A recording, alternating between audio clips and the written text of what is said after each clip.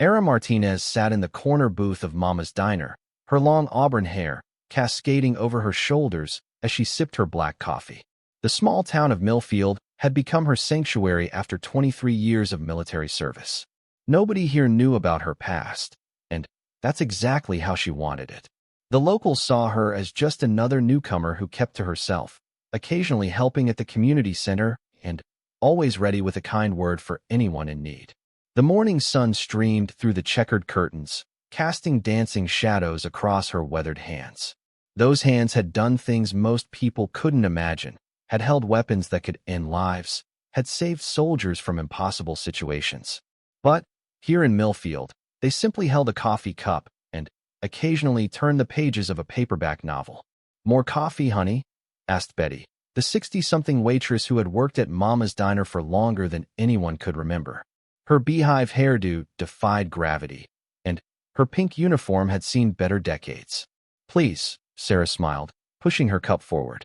Betty had been one of the first people to welcome her to town 6 months ago, asking no questions about her past or why a woman in her mid-40s had suddenly appeared with cash to buy the old Henderson place outright. The bell above the diner door chimed, and 3 teenagers shuffled in, their school backpacks slung carelessly over their shoulders. Sarah recognized them immediately. Jake Morrison, whose father owned the hardware store, Emma Chun from the bakery family, and Marcus Williams, the pastor's son. They were good kids, the kind who helped elderly neighbors with groceries and organized charity drives for the animal shelter. What concerned Sarah was the fourth figure who entered moments later. Rex Thompson was 25, unemployed, and had a reputation for causing trouble wherever he went. His father owned half the businesses in town, which meant Rex rarely faced consequences for his actions. Sarah had observed him for weeks, noting the way he intimidated younger kids and how adults seemed to look the other way when he started problems. Rex swaggered over to where the teenagers sat, his boots heavy against the linoleum floor. Well, what do we have here?" The 3 little angels having breakfast. Jake, barely 17 and thin as a rail, looked up nervously. "We're not bothering anyone, Rex." "Oh, but you are bothering me." Rex leaned against their table, his presence looming over them. "See, I don't like sharing my space with kids who think they're better than everyone else." Sarah's fingers tightened around her coffee cup.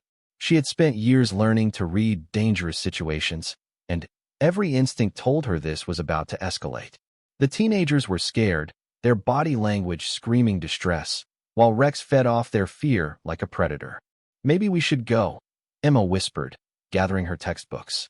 "Nobody said you could leave." Rex's voice carried a threatening edge. "I think you owe me an apology first. You see, yesterday you 3 walked right past me without saying hello. That's pretty rude, don't you think?" Marcus, the bravest of the 3, stood up slowly. "We didn't see you, Rex. We were just heading to school." Rex pushed Marcus back into his seat, harder than necessary. "Don't lie to me, preacher boy. I don't appreciate being ignored." The diner had gone quiet. Betty pretended to wipe down tables while other customers suddenly found their breakfast fascinating. This was small-town dynamics at work. Everyone knew Rex was trouble, but nobody wanted to cross the Thompson family. Sarah had seen this pattern countless times in different contexts. Bullies thrived in environments where good people chose silence over action. In the military, such behavior was dealt with swiftly and decisively. In civilian life, especially in small towns with complicated social hierarchies, things were more delicate. She made her decision. "Excuse me." Sarah's voice cut through the tension as she stood up from her booth. "I couldn't help but notice you 4 having a conversation. Mind if I join?" Rex turned, sizing up the newcomer. He saw a woman in her 40s, average height, wearing jeans and a simple blue sweater. Her hair was neatly styled, her demeanor calm and non-threatening. To his eyes, she looked like every other middle-aged woman in town, harmless and forgettable. "This doesn't concern you, lady," Rex dismissed her with a wave. "Why don't you go back to your coffee and mind your own business?"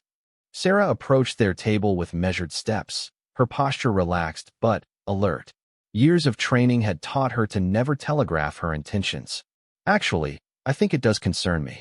You see, I'm new in town, and I'm still learning about the community standards here. I'm curious about what's happening." What's happening? Rex's voice dripped with condescension. Is that these kids need to learn some respect. And you need to learn to stay out of things that don't involve you. The teenagers looked between Sarah and Rex, unsure whether this stranger was making things better or worse. Jake's hands were shaking slightly, while Emma had gone pale. Marcus kept glancing toward the door, calculating their chances of escape. I see, Sarah nodded thoughtfully. And how exactly do you think they should show this respect? Rex seemed pleased that she was engaging with his logic. Simple. They apologize for being rude. And maybe they do a little favor for me. Nothing too hard. Just cleaning my car or running some errands. Interesting perspective. Sarah's tone remained conversational. Can I ask you something, Rex? Do you have a job? The question caught him off guard. What's that got to do with anything? Well, you're here at 10 in the morning on a Tuesday, bothering kids who are probably supposed to be in school soon. I'm wondering about your schedule. Rex's face darkened. My schedule is none of your damn business.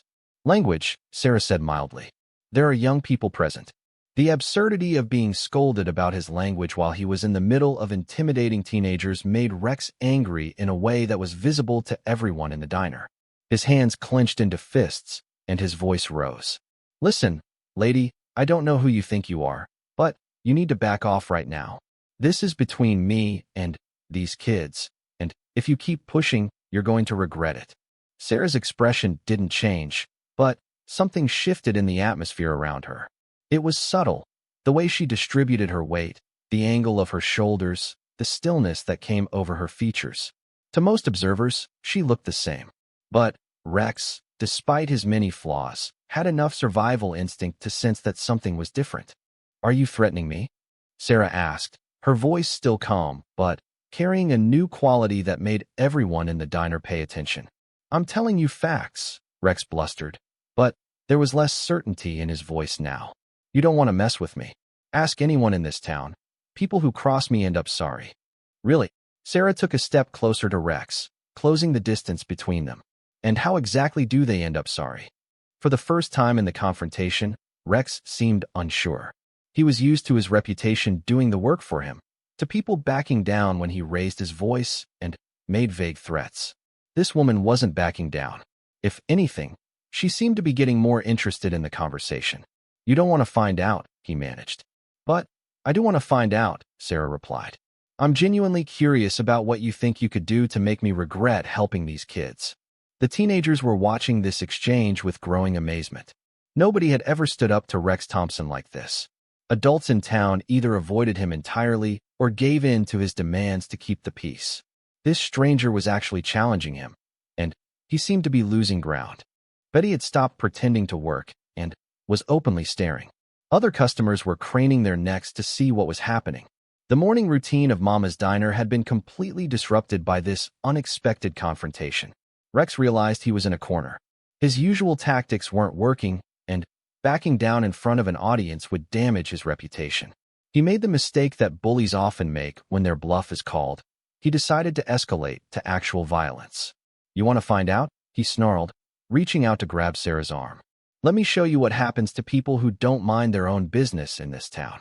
What happened next took less than 3 seconds, but everyone who witnessed it would remember it for the rest of their lives. Rex's hand never reached Sarah's arm. Instead, she moved with a speed and precision that seemed impossible for someone who had appeared so ordinary moments before. Her left hand intercepted his reaching arm. Her right hand found pressure points that made him cry out. And suddenly, Rex Thompson, who had been standing and threatening, was face down on the diner floor with his arm twisted behind his back in a position that made him whimper. The entire sequence was so smooth and controlled that it looked almost choreographed. Sarah hadn't appeared angry or aggressive. She had simply moved, and Rex had ended up neutralized. Now, Sarah said in the same calm tone she had been using throughout the conversation, let's talk about respect. Rex struggled against her hold, and immediately stopped when the pain in his shoulder intensified. Let me go? You can't do this to me. Do you know who my father is?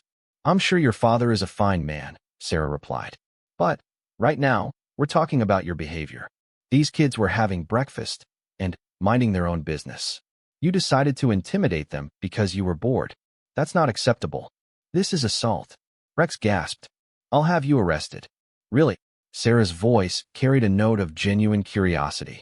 You're going to call the police and explain that you were threatening teenagers in a diner, and when a woman asked you to stop, you tried to grab her, and she defended herself.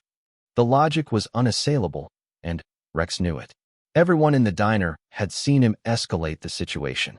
Everyone had watched him reach for Sarah first. His usual protection, his father's influence, and people's reluctance to get involved wouldn't help him here. What do you want? He asked through gritted teeth. I want you to apologize to these 3 kids, Sarah said. A real apology, not the fake kind where you're just sorry you got caught. Then, I want you to leave them alone. Not just today, but permanently. I'm not apologizing to anyone. Rex tried to sound defiant, but his voice cracked from the pain in his twisted arm. Sarah adjusted her grip slightly, and Rex's bravado evaporated. Okay. I'm sorry. I'm sorry for bothering you kids. And Sarah prompted, and I won't bother you again. Sarah held him for a moment longer, making sure the lesson was absorbed, then released him and stepped back. Rex scrambled to his feet, his face red with humiliation and rage. He looked around the diner, seeing the faces of people who had just watched him get dominated by a middle-aged woman in a blue sweater. This isn't over, he muttered, but the threat sounded hollow after what had just happened. Actually, it is over, Sarah replied calmly. Unless you want a repeat performance. Rex stormed out of the diner, slamming the door hard enough to make the bell above it ring frantically. The silence that followed was thick with amazement and confusion. Sarah returned to her booth as if nothing unusual had happened, picking up her coffee cup and taking a sip. The teenagers remained frozen at their table, staring at her with expressions of shock and admiration. Are you okay? Jake finally managed to ask. I'm fine, Sarah smiled. Are you 3 okay? He didn't hurt you, did he? No, ma'am, Marcus replied, his voice filled with awe. But what you just did, how did you do that? I took a few self-defense classes, Sarah said casually. You never know when they might come in handy. Betty approached the table with a fresh pot of coffee, her eyes wide. Honey, I've been working in this diner for 30 years, and I've never seen anything like that. Rex Thompson has been terrorizing this town since he was old enough to walk, and you just handled him like he was a misbehaving child. Bullies are usually cowards, Sarah observed. They pick on people they think won't fight back. When someone does fight back, they fold pretty quickly. But where did you learn to do that? Emma asked. That wasn't just self-defense. That was like something from a movie. Sarah hesitated for a moment. These were good people, and they deserved some explanation for what they had witnessed.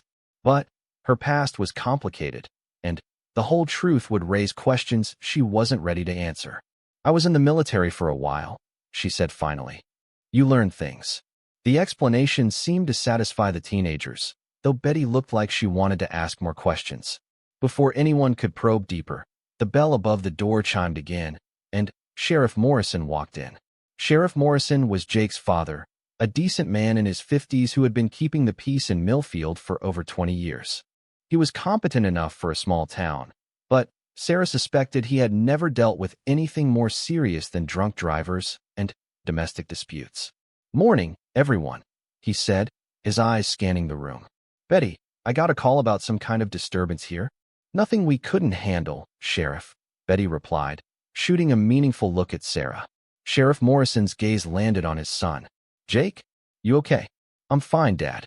Rex was giving us trouble, but this lady helped us out. The sheriff turned to Sarah, his expression curious. I don't believe we've been introduced. I'm Tom Morrison. Sarah Martinez, she replied, standing to shake his hand. I moved here a few months ago, bought the old Henderson place. Right? I remember hearing about that. Mind if I ask what happened here? Sarah could see the sheriff trying to piece together the situation. Rex Thompson was known to be trouble, but his father's influence meant complaints against him rarely went anywhere.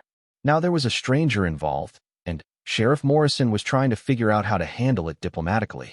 Rex was bothering these kids, Sarah said simply. I asked him to stop.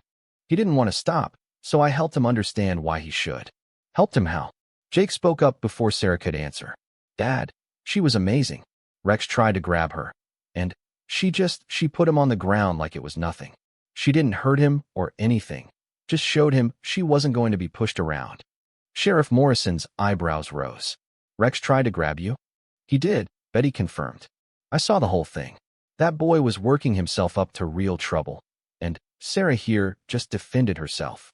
The sheriff nodded slowly. He had dealt with Rex Thompson many times over the years, and he knew the young man had a pattern of escalating confrontations until someone got hurt. Usually, people backed down rather than face the Thompson family's retaliation. This was the first time he had heard of someone successfully standing up to Rex without it turning into a bigger incident.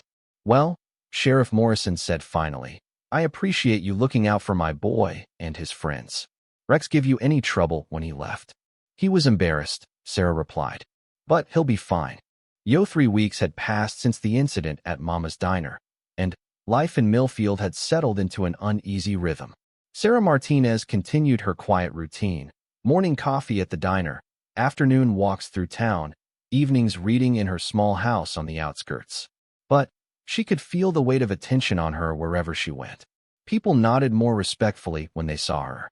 Store owners smiled warmer when she made purchases. The teenagers she had helped that morning made a point of saying hello whenever their paths crossed. It was the kind of recognition that made her simultaneously grateful and nervous. What worried her more was the absence. Rex Thompson had vanished from his usual haunts around town. He wasn't at the diner causing trouble, wasn't hanging around the gas station intimidating customers, wasn't lurking near the school when classes let out. For 3 weeks, Millfield had enjoyed a peace it hadn't known in years. But Sarah knew better than to believe the problem had simply disappeared. In her experience, people like Rex didn't learn lessons and reform their behavior. They brooded, they planned, and they looked for ways to regain their lost standing. The longer he stayed out of sight, the more concerned she became about what he might be planning. Her concerns proved justified on a Thursday morning when Betty pulled her aside at the diner. Honey, the waitress said in a low voice, I need to tell you something. My nephew works part-time at Thompson's lumber yard, and he's been hearing things. Sarah set down her coffee cup and gave Betty her full attention. What kind of things? Rex has been spending a lot of time with some boys from the county. Not local kids, rougher types from over in Riverside. Word is, he's been talking about getting back at the woman who embarrassed him. The news wasn't surprising, but it was disappointing. Sarah had hoped that their confrontation might have taught Rex to find better ways to spend his time. Instead, it seemed to have pushed him toward escalation. How many boys? She asked quietly. 4 or 5, according to my nephew. They've been drinking at the lumber yard after hours, and Rex has been showing off, talking about how he's going to teach some newcomer a lesson about respecting local families. Sarah nodded, her mind already working through possibilities. Rex Thompson with backup was a different problem than Rex Thompson alone.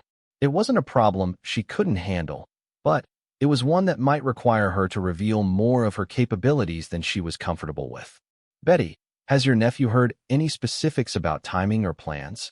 Nothing concrete, but Betty hesitated, then leaned closer. There's a town meeting tonight at the community center. Budget discussions, nothing exciting. But it's one of the few times when most of the town gets together in one place. If someone wanted to make a public statement, that might be when they'd do it. The logic was sound. Rex had been humiliated publicly, so he would want his revenge to be equally public. A town meeting would provide an audience and give him a chance to reassert his dominance in front of people who mattered. Sarah spent the day preparing. She drove to the county seat, ostensibly to run errands, but actually to observe the area around Thompson's lumber yard. She spotted the out-of-county vehicles Betty had mentioned, 2 pickup trucks with Riverside County plates, parked near the lumber yard's office building. More concerning was what she observed when she positioned herself with a clear view of the yard. Rex and 4 other young men were drinking beer and working themselves up to something. Their body language was aggressive, their voices loud and boastful. This was a group of people convincing themselves that violence was not only acceptable, but necessary. The 4 newcomers were exactly what she had expected.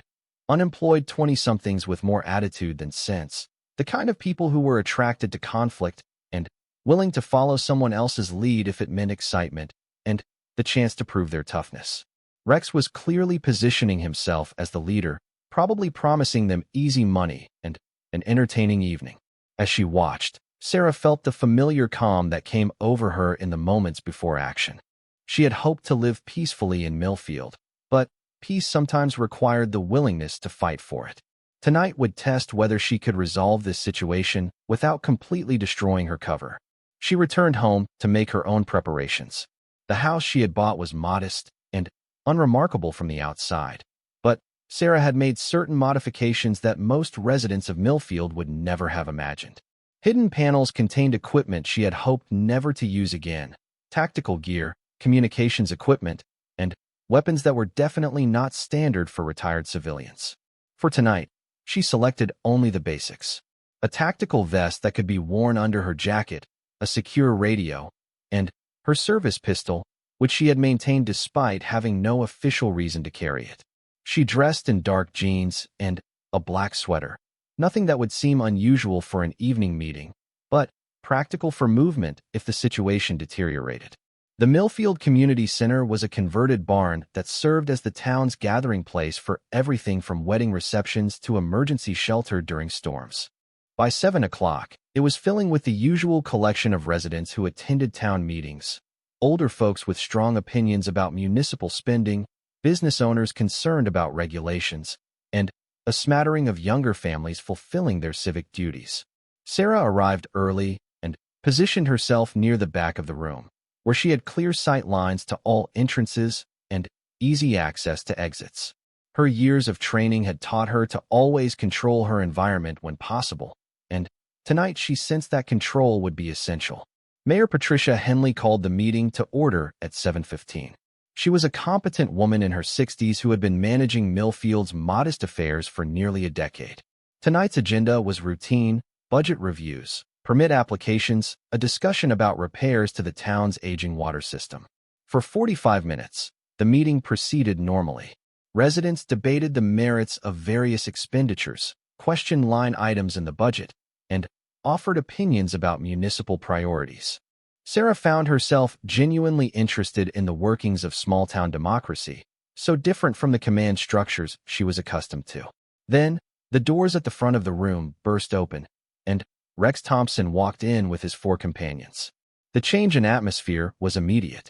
Conversations stopped mid-sentence. People turned in their seats to see what was happening. The 5 young men spread out as they entered, occupying space in a way that felt threatening even before anyone spoke. Rex had clearly been drinking, but he wasn't drunk. This was liquid courage, not incapacitation. His companions flanked him in a loose formation that spoke to some level of planning and coordination. "Sorry to interrupt," Rex announced, though his tone suggested he wasn't sorry at all. "But I think there's something this town needs to discuss before we worry about water pipes and budget numbers." Mayor Henley maintained her composure, but Sarah could see the tension in her shoulders. "Rex, this is a formal meeting with a set agenda. If you have town business to discuss, you can sign up to speak during the public comment period." "Oh, this is town business," Rex replied, his voice carrying to every corner of the room. "This is about the safety and security of Millfield residents.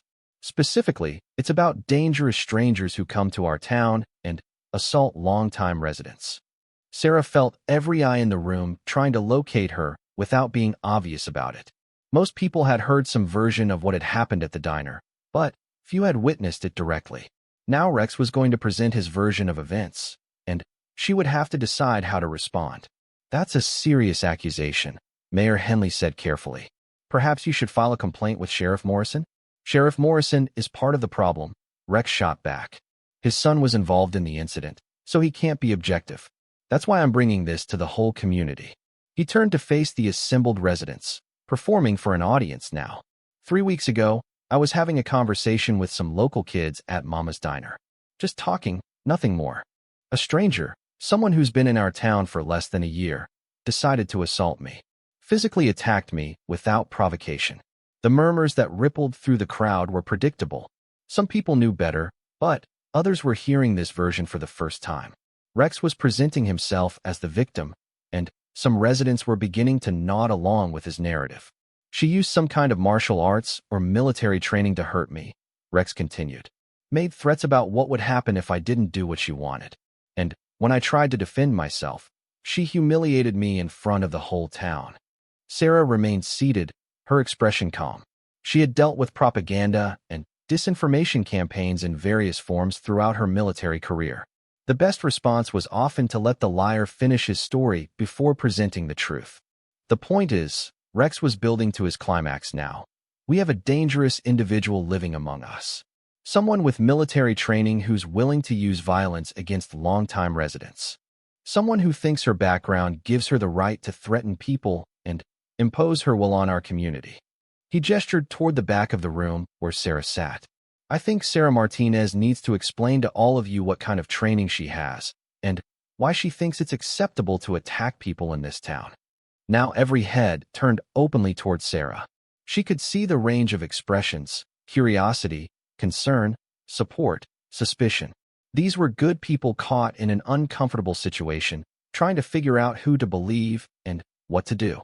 Sarah stood slowly, her movements deliberate and non-threatening. The room fell completely silent as she walked toward the front, her footsteps echoing in the converted barn. "Thank you for the opportunity to respond," she said, her voice carrying clearly without shouting. "I think it's important that everyone hears what actually happened 3 weeks ago." She turned to face the assembled residents, ignoring Rex and his companions for the moment. "I was having coffee at Mama's Diner when Rex approached 3 teenagers, Jake Morrison, Emma Chun, and Marcus Williams. He was intimidating them, demanding apologies for imagined slights, and threatening them with consequences if they didn't comply with his demands." Betty, who was sitting in the 3rd row, nodded visibly. Several other diner regulars murmured their agreement. Rex's version was already beginning to crumble. "I asked Rex to leave the kids alone," Sarah continued. "He told me to mind my own business. When I continued to engage with him, he became angry and threatened me. When those threats didn't work, he decided to escalate to physical violence. He reached out to grab me." She paused, letting that sink in. "At that point, I defended myself using minimal necessary force. Rex ended up on the ground, uninjured, and I asked him to apologize to the teenagers he had been threatening. He did so, and then he left." The room was quiet as people processed this version of events. It aligned more closely with what most of them knew about Rex Thompson's behavior, and it was being corroborated by witnesses. "That's a lie," Rex shouted. "You attacked me without warning. You used military combat techniques on a civilian." Sarah turned to look at him directly for the first time since entering. "Rex, do you really want to have this conversation in front of the whole town? Because if we're going to talk about what happened, we should be completely honest about everything, including why you were at the diner intimidating teenagers in the first place, and why you thought grabbing a woman was an appropriate response to being asked to stop." The challenge hung in the air between them. Rex had expected to control this confrontation, to present his version of events, and watch Sarah squirm under community pressure. Instead, she had calmly presented the facts and put him on the defensive. One of Rex's companions, apparently realizing that their plan wasn't working as expected, stepped forward. He was bigger than Rex, with the kind of build that suggested he was used to intimidating people through physical presence alone. "Maybe we should settle this right here," he said, cracking his knuckles. "Show everyone what happens when outsiders disrespect local families." The threat was clear, and suddenly, the community center felt much smaller. These weren't just angry young men anymore. They were people prepared to use violence in front of an audience that included elderly residents and families with children. Sarah assessed the situation quickly. 5 opponents, aggressive and probably coordinated. A room full of civilians who could be hurt if this turned into a brawl. Multiple exits, but using them would mean abandoning the residents to whatever Rex and his friends had planned. "That's enough," Sheriff Morrison's voice cut through the tension. He had been sitting near the front of the room, and now he stood and turned to face the intruders. "Rex, you and your friends need to leave. Now." "We're not breaking any laws, Sheriff," Rex replied. "We have as much right to be here as anyone else." "You're disrupting a lawful assembly and making threats of violence," Sheriff Morrison replied steadily. "That's disturbing the peace. And if you don't leave voluntarily, I'll arrest all of you." Sarah found herself in an interesting position. She could handle Rex and his friends without the sheriff's help, but doing so would reveal capabilities that would raise serious questions about her background. On the other hand, Sheriff Morrison was outnumbered and probably outgunned if the situation escalated to actual violence. Rex seemed to be calculating the same factors. His plan had been to humiliate Sarah and force her to leave town under community pressure. Instead, he was facing potential arrest and had lost control of the narrative.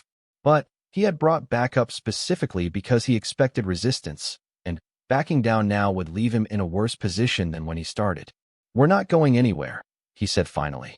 "And neither is anyone else until this gets settled properly." One of his companions moved to block the main exit while another positioned himself near the side door. It was a clear escalation.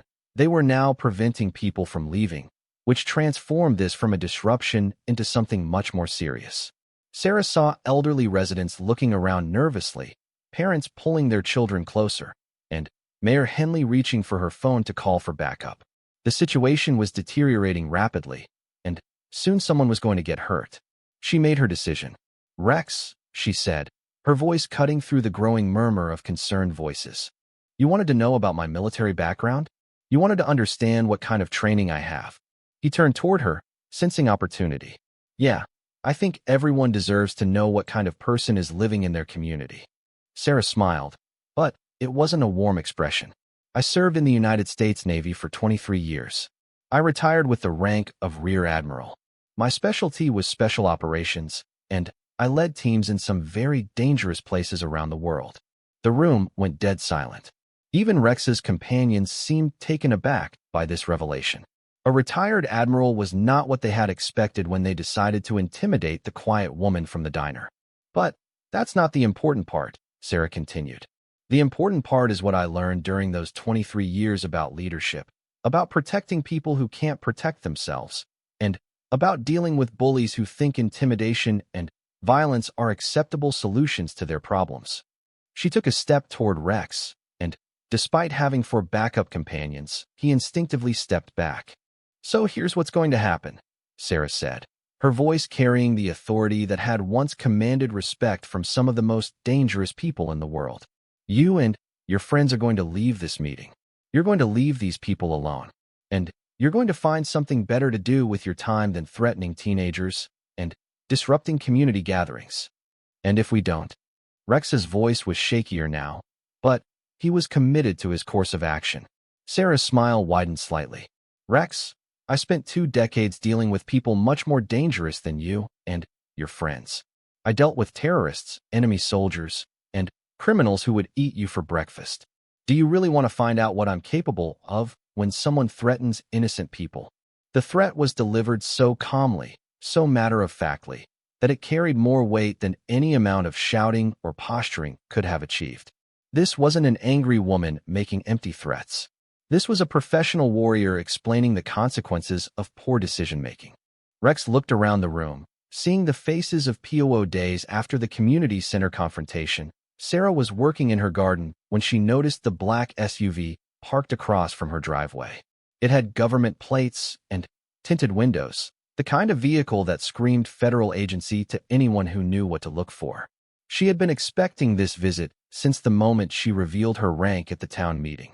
Sarah continued weeding her tomato plants, moving with deliberate calm while tracking the vehicle in her peripheral vision. After 20 minutes, 2 people emerged, a man and a woman in their 30s, both wearing the kind of conservative business attire that was standard government issue. They approached her gate with the confident stride of people accustomed to getting answers to their questions. "Admiral Martinez?" the woman called out as they reached the garden fence. "I'm Agent Jennifer Chun with the Department of Defense, and this is Agent Michael Torres. Could we have a few minutes of your time?" Sarah stood slowly, brushing dirt from her gardening gloves. Agent Chun shared a surname with Emma, the teenager from the diner, but that could be coincidence. On the other hand, very little was coincidental when federal agents showed up at your door. "Of course," Sarah replied. "Would you like to come inside for coffee?" The agents exchanged a glance. They had probably expected her to be more defensive or evasive. Instead, she was offering hospitality, which suggested either complete innocence or supreme confidence. "That would be helpful," Agent Torres said. He was tall and lean with the bearing of former military, probably Army or Marines based on his posture and the way his eyes constantly scanned for threats. Sarah led them through her modest kitchen, noting how both agents automatically positioned themselves to cover exits and maintain clear lines of sight. These were professionals, which meant her situation was either very serious or very delicate. "Please sit." She gestured to the kitchen table while starting a pot of coffee. "I assume this is about my recent public disclosure of my military background." "Among other things," Agent Shin replied. She had opened a tablet and was consulting what appeared to be an extensive file. "Your service record raises some interesting questions, Admiral. Such as why a decorated Special Operations Commander with your clearance level and operational history suddenly decided to retire to a small town and keep a low profile for 6 months, only to blow her cover at a town meeting." The coffee finished brewing, and Sarah poured 3 cups before sitting down across from the agents. "I retired because I was tired, Agent Shun. 23 years of classified operations takes a toll. I wanted a quiet life." Rear Admiral Sarah Elizabeth Martinez, Agent Torres read from his own tablet. Graduated from the Naval Academy in 2002. Selected for SEAL training in 2004. One of the first women to complete the program successfully. Multiple deployments to Iraq, Afghanistan, Syria, and several locations that remain classified. Sarah sipped her coffee and waited. They were building up to something, and interrupting would only slow down the process. Commanded SEAL Team 7 from 2015 to 2019. Agent Shun continued the recitation. Led Operation Silent Thunder in 2017, Operation Blackwater in 2019, and Operation Nightfall in 2021. Awarded the Navy Cross, 2 Silver Stars, and the Defense Distinguished Service Medal. "You've done your homework," Sarah observed. "The interesting thing," Agent Torres leaned forward, "is what's not in your official record. There are gaps, periods where you seem to disappear from normal command structures and reappear months later with commendations from people whose names are redacted." Sarah had been wondering when this conversation would come. Her official record was impressive enough, but it was the unofficial operations, the ones that existed only in classified files that required special clearance to access, that would have caught someone's attention. "I served where I was needed," she said simply. "Including places that don't officially exist," Agent Chin stated. "Operations that never happened, against enemies that were never acknowledged." The agents were fishing, but they were fishing with classified information that suggested they already knew most of the answers. Sarah made a decision about how much truth to share. "What exactly do you want to know?" "We want to know why someone with your background and your skills decided to surface in a small town in the middle of nowhere," Agent Torres said. "We want to know if your presence here is connected to any ongoing operations or security concerns. And we want to know," Agent Chin added, "whether your recent actions suggest that your retirement is genuine or if you're running some kind of deep cover assignment." Sarah almost smiled at that. The idea that her encounter with Rex Thompson was part of a larger intelligence operation was absurd, but she could understand why people who thought in terms of conspiracies and covert missions might see patterns where none existed. "My retirement is genuine," she said. "I bought this house with my own money. I pay my taxes like everyone else.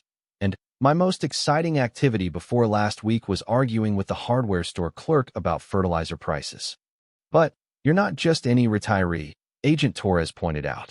"You're someone who was involved in operations that most people don't even know exist. When someone like you goes off the grid, people notice." "What people?" Agent Chun consulted her tablet again. 2 months ago, there was chatter on certain intelligence networks about Admiral Martinez's retirement location. Nothing specific, just interest in your whereabouts.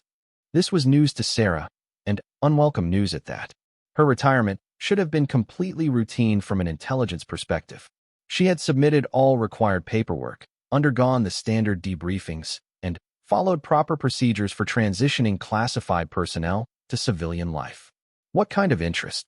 "The kind that suggests some people might have unfinished business with you," Agent Torres replied. "The kind that makes us wonder if your decision to reveal yourself at that town meeting was really as spontaneous as it appeared." Sarah set down her coffee cup and studied the 2 agents. They were clearly operating on incomplete information, trying to piece together a picture from fragments and rumors. But their concerns seemed genuine, which suggested that whatever intelligence chatter they had detected represented a real potential threat. "Let me be completely clear," she said. "I had no idea anyone was looking for me. I revealed my background because a situation required it, not because of any operational considerations. If someone is interested in my whereabouts, they didn't get the information from me. But now they have it," Agent Chen pointed out. "Whatever you said at that town meeting will be public knowledge within days. Small towns are not known for keeping secrets." The agent was right, and Sarah had known it when she made her decision. Protecting her neighbors had taken priority over maintaining her anonymity, but that choice would have consequences she was only beginning to understand. "Who's looking for me?" she asked directly. The agents exchanged another glance, this one longer and more meaningful. They were deciding how much to tell her, which suggested the answer was both significant and classified. "We're not entirely sure," Agent Torres admitted. The chatter mentioned Admiral Martinez, but it didn't specify which Admiral Martinez or why there was interest. "It could be related to your recent operations, to people you encountered during your service, or to something else entirely. But given your operational history," Agent Chen added, "the list of people who might have grievances against you is extensive." Sarah had made many enemies during her military career. That was the nature of special operations. You went places other people couldn't go and did things that left lasting impressions on hostile organizations. Most of those enemies were either dead, imprisoned, or too focused on their own survival to worry about revenge against American operatives. But some weren't. "Have there been any specific threats?" she asked. "Nothing direct," Agent Torres replied. "But there have been some unusual patterns. Increased activity by certain groups, questions being asked in places where your name might be remembered, research into retired special operations personnel." "Research conducted by whom?" "That's what we're trying to figure out," Agent Chen said. "Which is why we need to know everything about your time here in Millfield. Every contact you've made, every person who knows your real background, every situation where you might have revealed skills or knowledge that could identify you." Sarah walked them through her 6 months in town, the house purchase, her interactions with local residents, her routine at the diner, and the events leading up to the confrontation with Rex Thompson. The agents took notes, asked follow-up questions, and showed particular interest in anyone who might have military or law enforcement connections. "What about this Rex Thompson?" Agent Torres asked. "Could he be connected to anything beyond local troublemaking?" "Unlikely," Sarah replied. "He's exactly what he appears to be, a young man with too much time and too little direction, enabled by family connections that let him avoid consequences for his behavior. But now he knows who you are," Agent Chen pointed out. "And he has access to the internet, social media, and probably friends in other places who might be interested in that information." The implication was clear. Rex Thompson himself wasn't a threat, but he could inadvertently become a security risk by sharing information about Sarah's background with people who knew how to use it. "What are you suggesting?" "We're suggesting that your quiet retirement may be over," Agent Torres said bluntly. "Whether you intended it or not, you've raised your profile at exactly the wrong time. People who were looking for you now know where to find you, and people who weren't looking for you now know you exist." Sarah had been hoping to avoid this conclusion, but the agents were right. By revealing her military background, she had essentially announced her location to anyone who cared to pay attention. In the age of social media and instant communication, secrets had a very short lifespan. "What are my options?" "You could relocate again," Agent Chen suggested. "New identity, new location, better operational security this time. You could accept protective custody while we investigate the source of the intelligence chatter," Agent Torres added. "Or," Agent Chen said, "you could stay here and let us use you as bait to draw out whoever is looking for you." The last option was delivered casually, but Sarah recognized it as the real reason for this visit. The Department of Defense wasn't just concerned about her safety. They were interested in using her situation to identify and eliminate unknown threats to other retired special operations personnel. "You want me to be a target?"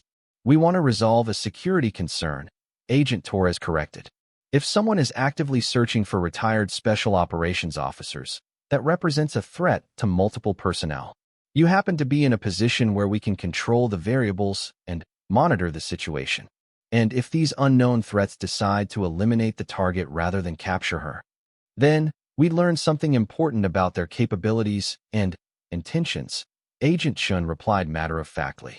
Sarah had to admire their honesty, if not their concern for her well-being. This was how intelligence agencies thought, in terms of acceptable risks and valuable intelligence opportunities. Her personal safety was a factor in their calculations, but not the determining factor. How long would this theoretical operation take? Weeks, possibly months, Agent Torres admitted. We'd need to establish surveillance, monitor communications, and wait for whoever is interested in you to make a move. And, in the meantime, I continue living in Millfield, maintaining my normal routine, and hoping that whoever comes looking for me is interested in conversation rather than elimination. You wouldn't be completely on your own, Agent Chin assured her. We'd establish a protection detail, upgrade your security systems, and maintain communication protocols. Sarah looked out her kitchen window at the peaceful street where children rode bicycles and neighbors waved to each other from their front porches. It was the life she had wanted after decades of violence and danger. Now these agents were asking her to turn it into an operational theater. What happens to the people here? She asked. What happens to my neighbors if this situation turns violent? We do everything possible to minimize civilian casualties, Agent Torres replied. But his tone suggested he recognized the inadequacy of that assurance. Sarah stood and refilled their coffee cups, buying time to think. She had 3 choices, none of them particularly appealing. She could run again, abandoning the life she had built in Millfield and starting over somewhere else. She could accept protective custody, which would amount to comfortable imprisonment while other people try to solve her problems. Or she could stay and fight, turning her retirement haven into a battlefield. I need time to consider this, she said finally. Time is something we may not have much of, Agent Chin warned. If the intelligence chatter is accurate, interest in your whereabouts is increasing. It may only be a matter of days before someone decides to act on that interest. Then, we'd better hope they're interested in talking. Sarah spent the evening after the agent's visit conducting a security assessment of her property and the surrounding area. What she discovered was both reassuring and concerning. Her house was well-positioned defensively, good sight lines, multiple exit routes, and natural barriers that would channel any approach. But Millfield itself was completely vulnerable to the kind of people who might be looking for her. The town had no real security infrastructure. Sheriff Morrison was competent but equipped to handle domestic disputes and traffic violations, not coordinated attacks by hostile professionals. The residents were trusting people who left their doors unlocked and would welcome strangers with coffee and directions. If someone came looking for her with violent intentions, the collateral damage could be catastrophic. That night, Sarah made a series of phone calls to contacts she had hoped never to use again. People who owed her favors, people who understood the kind of threats that existed in the shadows of international security, people who could provide assistance that wouldn't appear in any official records. By morning, she had a plan. Sarah arrived at Mama's diner earlier than usual, wanting to intercept Betty before the morning rush began. She found the waitress setting up for the day, arranging napkin dispensers, and checking that the coffee machines were ready. "Morning, honey," Betty greeted her, but the usual warmth was tempered with worry. "You okay? After what I told you yesterday about those strangers." "I'm fine," Sarah assured her. "But I need to ask you something important. How much do you trust me?" Betty stopped arranging supplies and looked at Sarah directly. "After what you did for those kids, after how you handled Rex Thompson, I trust you completely." "Good. Because I'm going to ask you to do something that might seem strange, and I need you to trust that it's for the safety of everyone in this town." Over the next hour, Sarah explained the situation in carefully edited terms. She told Betty that her military background had attracted unwanted attention from people who might be dangerous.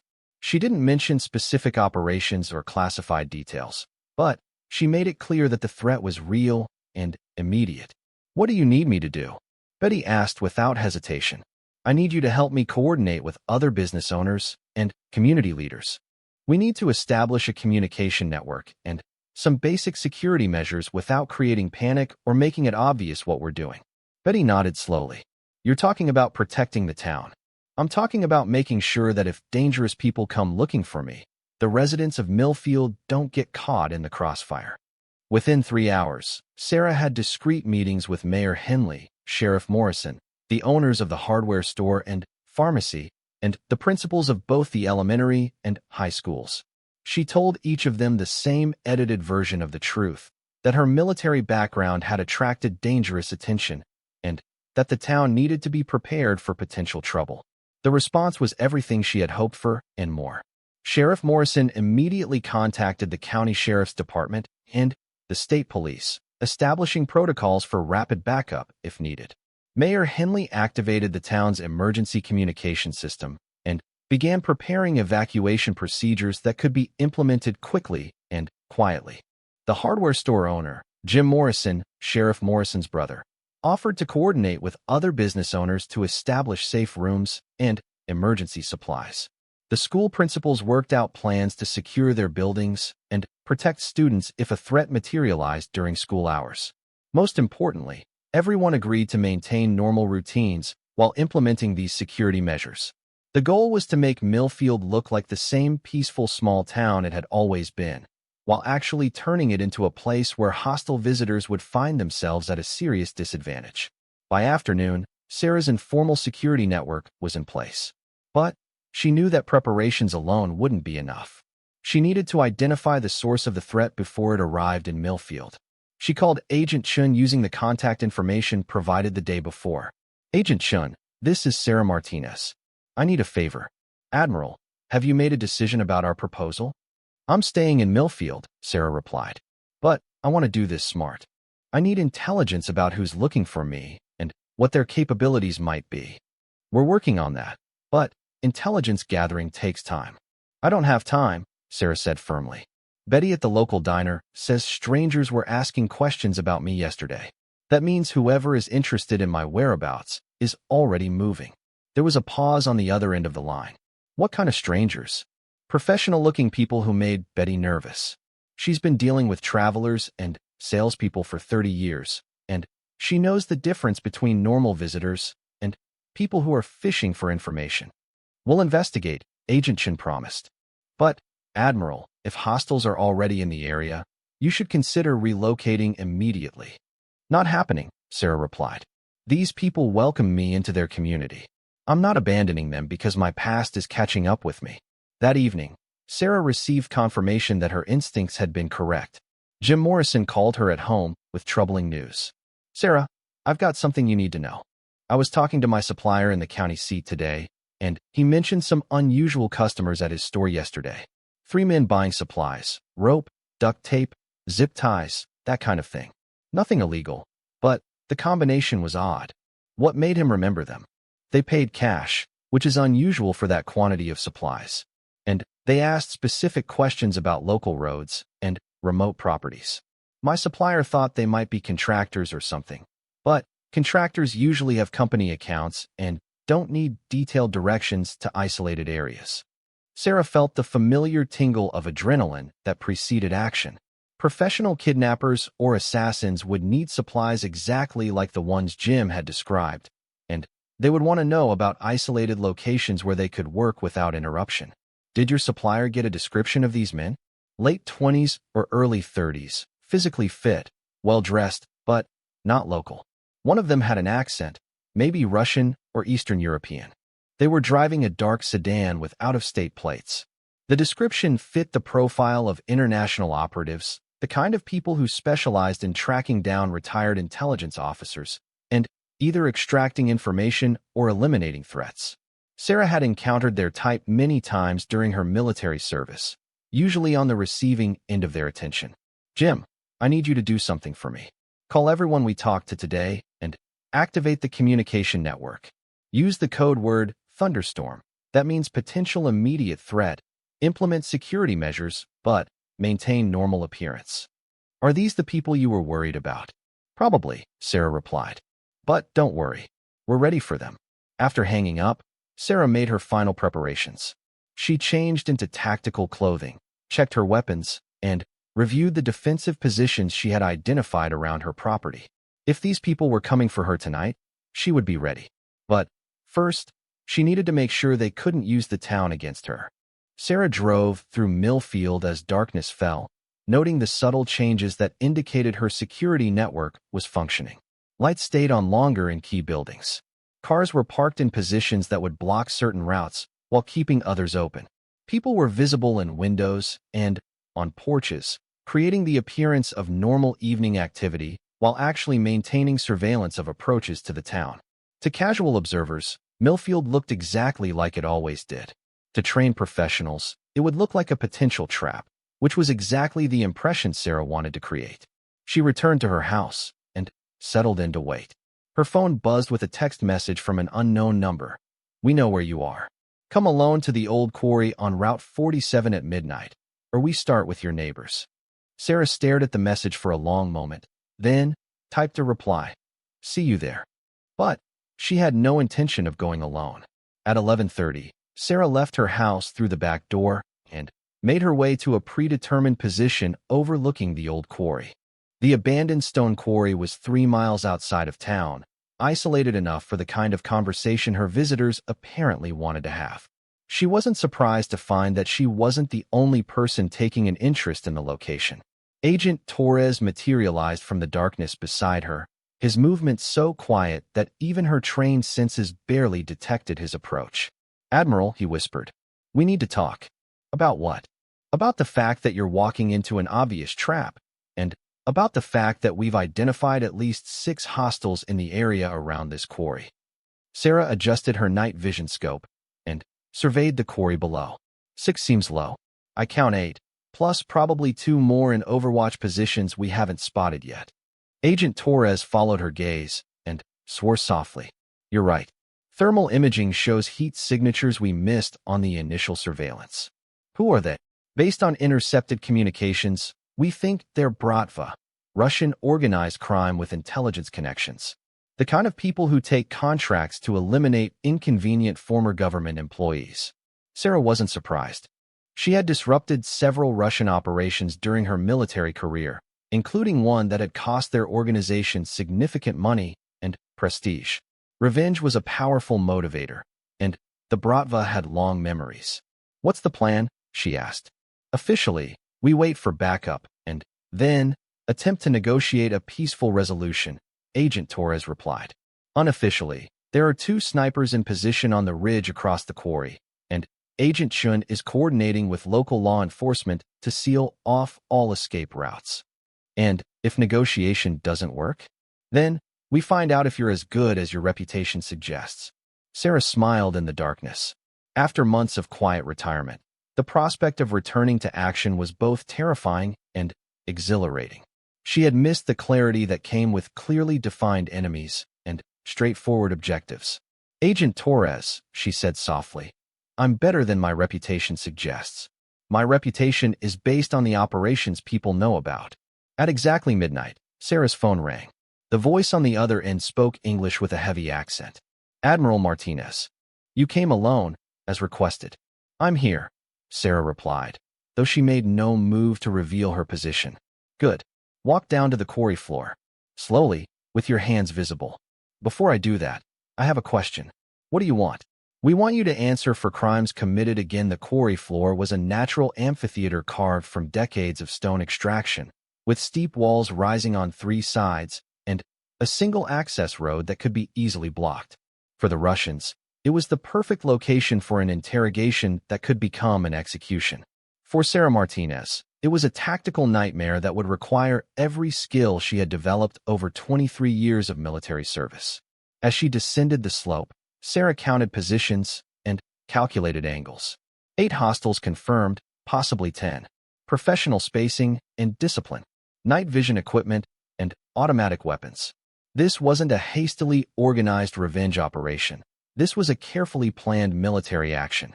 3 figures emerged from concealment as she reached the quarry floor. The man in the center was older than his companions, perhaps 50, with the kind of weathered face that spoke of decades spent in dangerous places. He carried himself with the confidence of someone accustomed to controlling life and death situations. "Admiral Martinez," he said, his voice matching the accent from the phone call. "I am Victor Petrov. I believe you knew my nephew Dmitri." Sarah stopped 20 feet away, her hands visible but positioned for rapid access to her concealed weapons. I knew of him. Arms dealer, supplied weapons to groups that killed American soldiers. He was a businessman, Petrov replied. And he was family. When you killed him in Aleppo, you created a debt that must be paid. He was in a weapons depot that was about to supply rockets to terrorist groups, Sarah said matter-of-factly. Eliminating him was part of the mission, perhaps, but you had other options. You could have captured him, turned him into an asset, used him to identify other targets. Instead, you chose to execute him. That choice was personal, and it demands a personal response. Sarah could see the logic from Petrov's perspective. In the brutal mathematics of international crime and espionage, family loyalty trumped political considerations. Dmitry Volkov had died because of her tactical decision, and now Viktor Petrov was here to balance the scales. So what's the plan? She asked. You kill me here, and then what? You think the U.S. government will just forget about a retired admiral being murdered by Russian criminals? Petrov smiled, but it was a cold expression. Admiral, you have been retired for 8 months. You live alone in a small town where nobody really knows your background. If you simply disappear, it will be weeks before anyone investigates seriously. By then, we will be long gone. It was a reasonable plan, Sarah had to admit. Her isolation in Millfield, which had been intended to protect her privacy, had also made her vulnerable to exactly this kind of operation. Without family or close connections, her disappearance might not trigger immediate concern. Except, she replied, the town knows about my military background now, and federal agents have been asking questions. If I disappear tonight, a lot of people are going to want answers. Federal agents? Petrov's confidence flickered slightly. Department of Defense. They've been tracking intelligence chatter about retired special operations personnel. Your organization's interest in me hasn't been as discreet as you might think. This was partially true. The agents had mentioned intelligence chatter, though they hadn't been specific about its source. But Sarah needed to create doubt in Petrov's mind about whether this operation could be completed cleanly. No matter, Petrov said, though his tone suggested it did matter. We are prepared for complications. As if summoned by his words, additional figures emerged from concealment around the quarry. Sarah counted them quickly. 10 hostiles total, positioned to create overlapping fields of fire that would make escape virtually impossible. This was the moment when most people would surrender or try to negotiate. But Sarah Martinez was not most people. Before we get started, she said conversationally, I'm curious about something. How did you find me? Your friend Rex Thompson was very helpful. Petrov replied with satisfaction. Young men with grievances are always eager to share information about people who have wronged them. The revelation hit Sarah like a physical blow. Rex Thompson had been more than just a local troublemaker. He had been a security leak. His bruised ego and desire for revenge had led him to share information about her with people who knew how to use it. Rex told you about my military background. He told us about a woman who claimed to be a retired admiral and demonstrated military combat skills. Finding the service record of Admiral Sarah Martinez was not difficult after that. Sarah felt a surge of anger, not at Rex, but at herself. She had underestimated the consequences of revealing her identity, had failed to consider that her information could be used by hostile actors to track her location. Interesting, she said aloud. So Rex Thompson is working with Russian organized crime now. Mr. Thompson believes he is working with private investigators hired by people you wronged during your military service, Petrov replied. He has no idea who we really are or what we intend to do with you. That was almost worse. Rex had betrayed her location out of petty revenge, never realizing that he was potentially signing her death warrant. His stupidity and malice had combined to create a threat to not just Sarah, but to everyone in Millfield.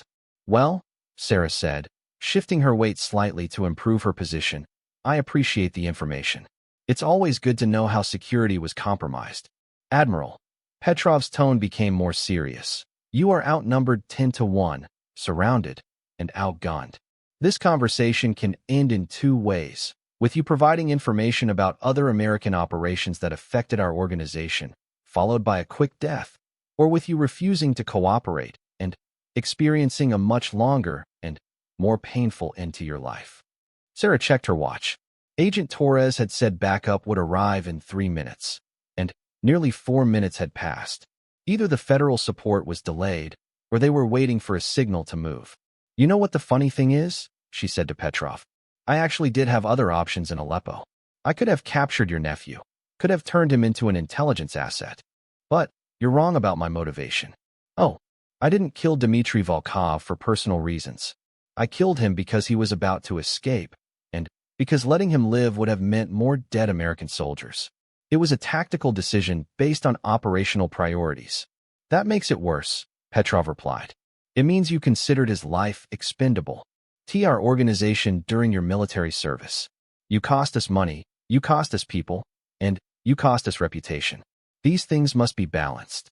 I was following orders and serving my country, Sarah replied.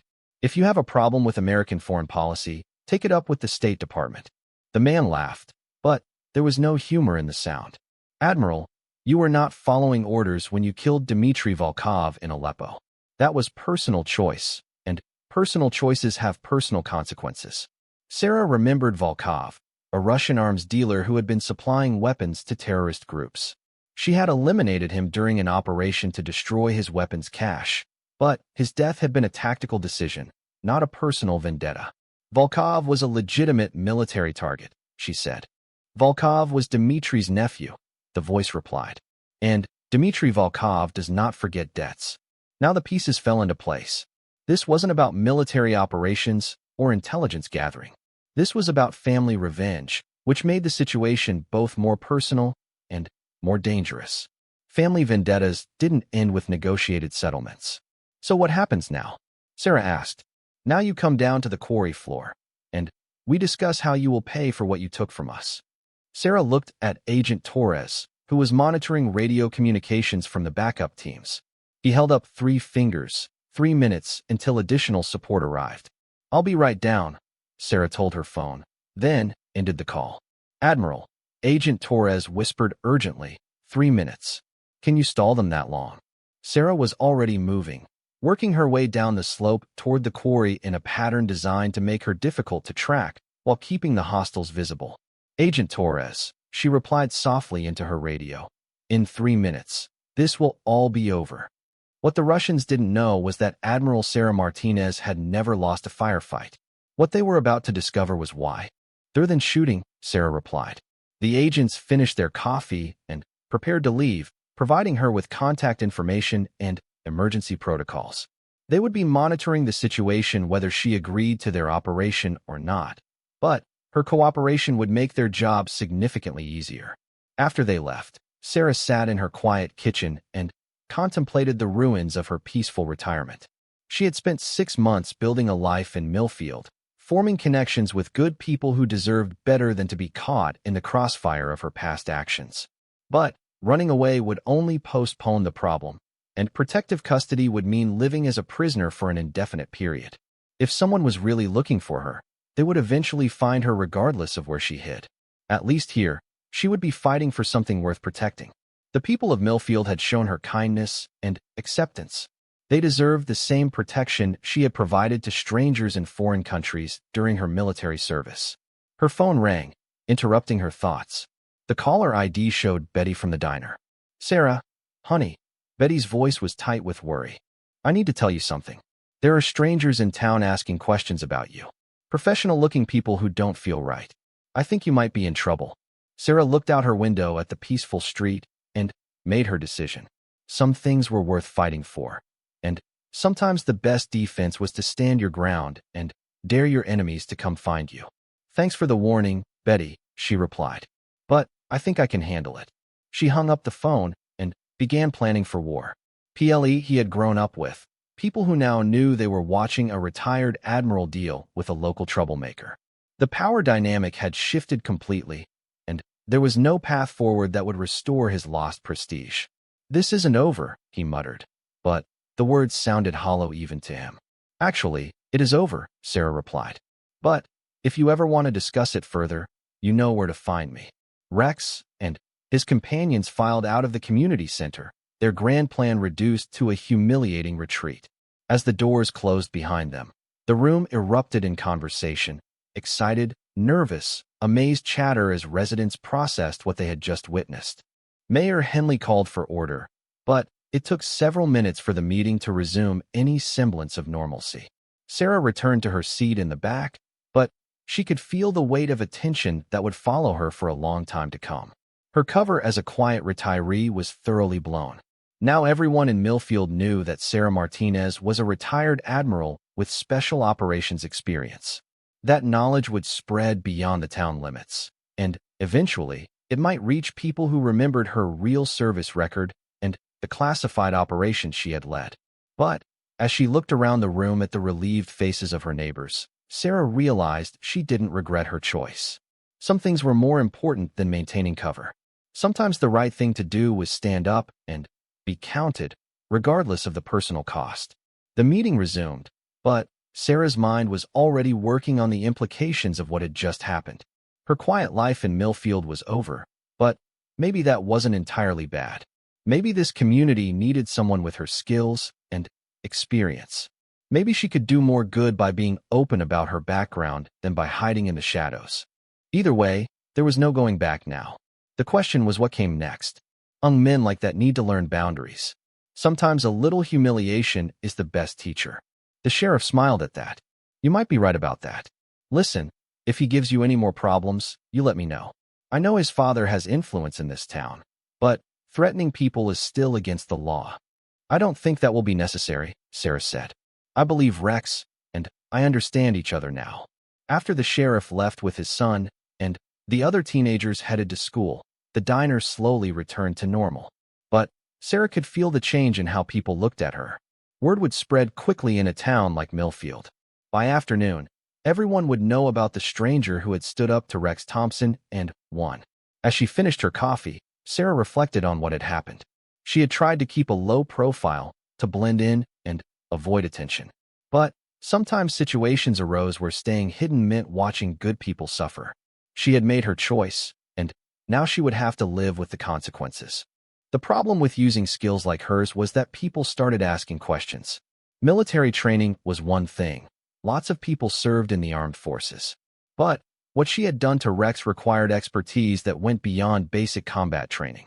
If people started digging into her background, they might discover things that would make her quiet life in Millfield impossible to maintain.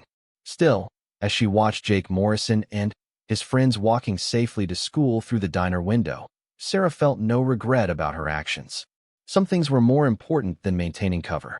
Some situations demanded that good people stand up and act, regardless of the personal cost. She paid her bill, left a generous tip for Betty, and walked out into the bright morning sunshine. The town square was coming to life with its daily rhythm. Shop owners opening their stores, early customers running errands, children playing in the small park before school started. This was the life she had wanted when she retired from the military. A peaceful place where she could fade into the background and enjoy the simple pleasures of civilian existence. But, as she had learned many times over the years, peace was something that had to be protected. Sometimes that protection required action from those who had the skills and the will to act. As she walked home to the old Henderson place, Sarah Martinez, former Navy SEAL, decorated combat veteran, and one of the most dangerous women in America, looked like just another middle-aged resident of Millfield taking a morning stroll, which was exactly how she preferred it.